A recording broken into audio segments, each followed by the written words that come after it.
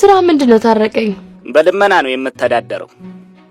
ተባረኬን ይህት በወጣይ ተካ እና ምን ለማለት ፈልጌ ነው እኔ ሰው ባይረዳኝ አሁን ላለሁበት ቦታ በፍጹም አልደርስም ነበር።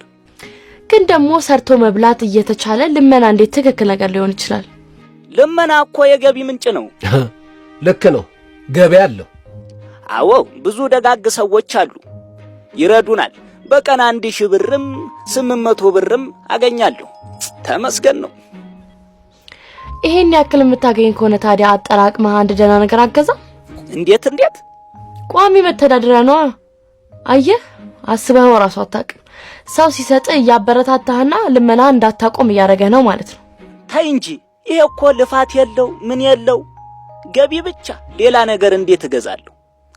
በወጣይ ተካ አሁንም ልመና ላይ ነህ አድማጫችን? አዎ ስራ ላይ ሆኜ ነው። ስላስተያየት እናመሰግናለን። እኔም አመሰግናለሁ። ሁሌም ቢሆን እርዳታችሁ አይለኝ። የሚገርም ነው። ቢያንስ ይሄን ያክል ገቢ ያገኘ ልመናን አቁሞ አጠራቅሞ እንዴት ራሱ መለወጥ ያቅተዋል? ምናልባት ችግሩ ከሚያገኘው ገቢ በላይ ሆኖ ይሆናል።